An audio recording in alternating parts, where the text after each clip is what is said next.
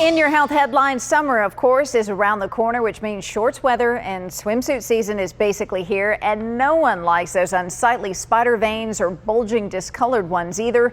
But it's estimated some 30 to 60% of adults do deal with it. So what causes them and what treatments are available? Dr. Mitchel Goldman is here from UCSD to talk about that and a whole lot more. Thanks for being here, Dr. G. Good to be here, Kathleen. Well, I mentioned the sun and summertime. Is there a link between the sun or heat and developing those varicose veins? There actually is. The more sun you get on your legs, the more the veins expand. It's almost like if you put an electrical cord out on your balcony or something at the beginning of the summer and you look at the end of the summer, the rubber insulation has dissolved and all you see is the copper wire. The same thing happens with veins. The more sun that goes underneath the skin, the more the veins dilate because they lose that ability to stay constricted. That is so fascinating. I've never heard that before as a cause. What are the other ones? Because I've often heard genetics and that women tend to get varicose veins more than men. What's the reasoning behind both of those? Well, genetics, absolutely. If your parents have it, you're more likely to have it too. And the reason women get it more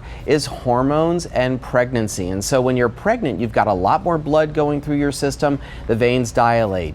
If you've got hormones, the veins dilate. If you're in an occupation that makes you stand all the time, the veins dilate. Because what do veins do? They basically hold blood.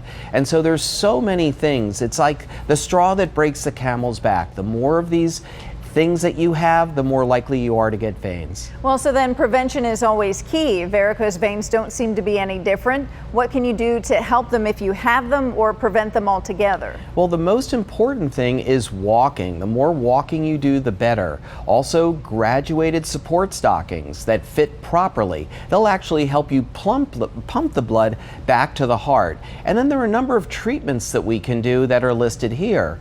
The most common treatment is where we inject a medicine inside of the vein that's virtually painless, that literally allows your body to dissolve the vein that we can see, and then the blood flows to the normal veins. And this is a picture.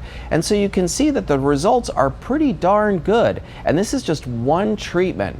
And here's another person. This is actually a friend of my wife's. And it just goes away very, very quickly, without any pain. So if you've got veins like you see on that left side, you know, it really takes one, at the most 2 or 3 treatments, and boom, you don't have veins anymore. And that's an injection of an FDA approved, almost painless solution. So not a big deal. And real quickly before we go, cosmetic problem or a medical one? You know, it's a combination of both. About 50% of people with just what they think are cosmetic veins that don't look good actually make their legs feel bad. Their legs feel heavier. And so often my patients come back to me and say, you know, it's fantastic, my legs look great, and you know, they feel good. And so often when we have veins, we don't realize that our legs feel heavy and tired, and it's because we're living with the veins continuously.